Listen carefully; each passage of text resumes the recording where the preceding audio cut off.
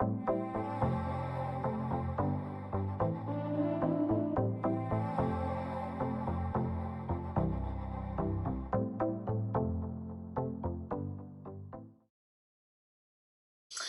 hi, I'm Susan Howard from the Tomball Community Library, and I'm here with Maggie Baily from Bramble and Bee, and we're doing our community, this is in our series of community conversations. So, Maggie, tell me how you became a florist. Yeah, so I became a florist by accident, actually. My background is in science. I wanted to be an occupational therapist, and I was applying to graduate programs. And while I was applying to graduate programs, I was working retail. And for any of you who've worked retail, I feel like it's a love-hate thing. You either, some days you love it, some days you hate it, some days it's both at once. You can never tell. And I had started doing flowers at church just because the flower ministry that does the flowers at the front of our church said they needed help. So I volunteered to help because I liked all the women who were doing that.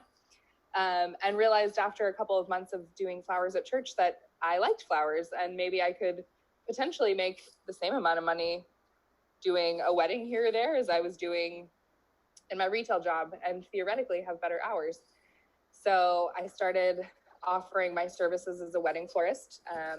And I took a class here and there. Basic ignorance is bliss, I think. I did kind of just quit my retail job and declare myself a florist one day and then discover what that actually meant.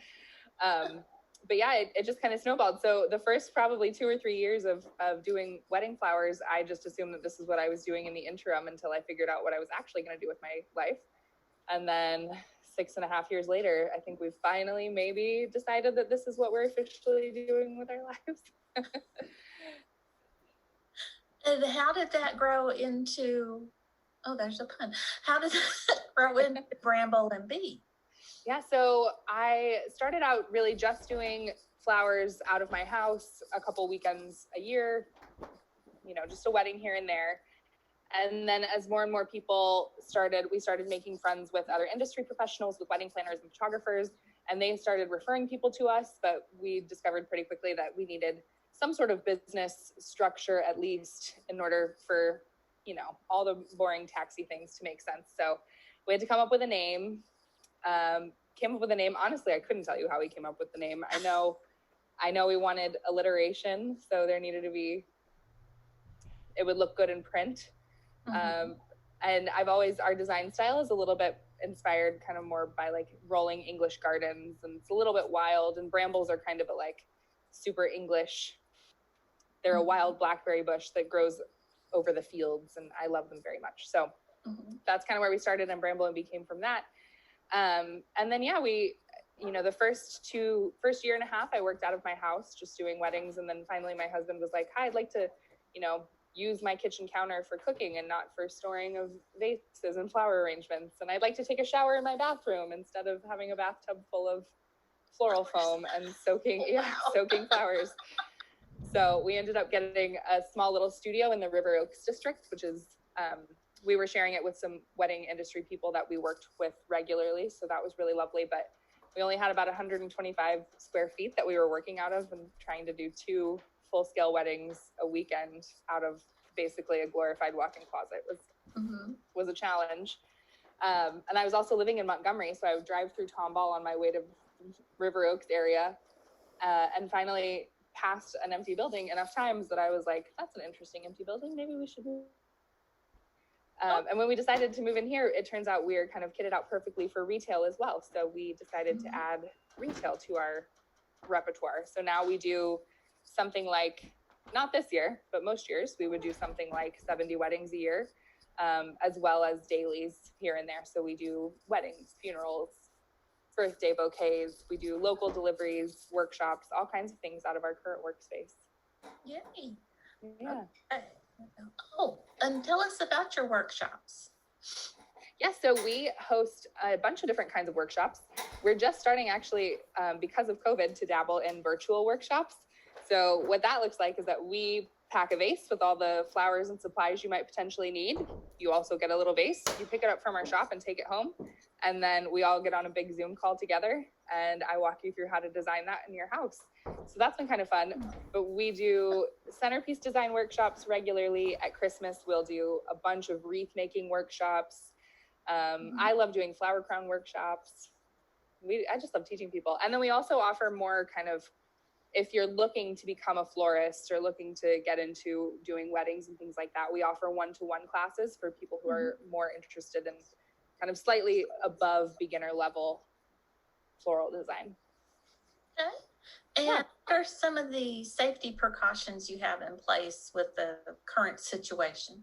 Yeah, so for the time being, I mean, virtual workshops, that's one of the ways. For the time being, our storefront is closed to the public. So we're still offering contactless deliveries. So we set the bouquet on your front porch, ring your bell, and then give you a call and tell you it was us. And we're doing curbside pickup as well. And then anytime any of our staff are interacting with anybody, we're all wearing masks. When we're doing wedding setups, it's the same thing. We wear masks 100%. We maintain social distance. And yeah, I think we've done a really good job. I think obviously flowers are my bread and butter, but in the grand scheme of things, people's safety takes much higher precedence for me than selling flowers. So if anything that we're trying to do comes at the risk of someone's health and safety, then we're not interested in doing it that way. So unless we know we can do it safely and socially distanced, then we're not doing it. Okay, that's good. And once someone has a flower arrangement from you, what's the best way to care for it? So the best thing you can do is change your water regularly. So the way that we design bouquets, not all florists, but most of us, you can kind of stick your fingers in over the top of your vase to hold all your flowers in place and tip it upside down to drain the water out. But you want to drain the water and refill it with fresh water at least every other day. Every day is even better, but fresh water is the most important part. I know there's lots of old wives' tales about, put a penny in your vase or vinegar or sugar or anything like that. Honestly, the best thing you can do is just clean, fresh water. Fresh water. Yep. And then make sure at the end of, if you use a vase regularly for your flowers, make sure that you bleach or run your vase through the dishwasher. It has to be super clean, super bacteria free before you put your next bouquet in. Oh, that's a good idea. Okay. Anything else you want to share with us today? Oh man, I should have been better prepared for this. You sent me questions and everything.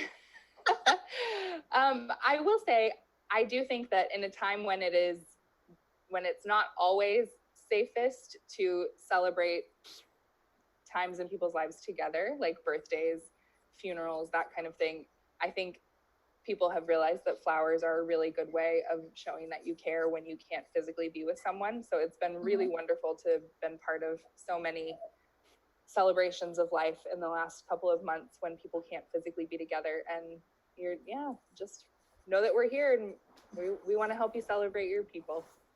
Okay. Yeah. And I think that's all the questions I have.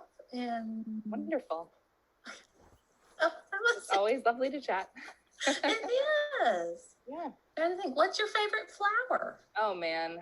Honestly, it changes week to week. Like this week, it's a flower called clematis, which is this really beautiful little dainty flower that grows on a vine. It doesn't grow here very well, but we get it shipped in sometimes. Last week, it was one called hellebore, which also, again, we don't get here, unfortunately. I like all the flowers that I can't grow. I know. Maybe because they're exotic. Yes. Okay. Yeah. Well, I think that's all I have. Okay, great.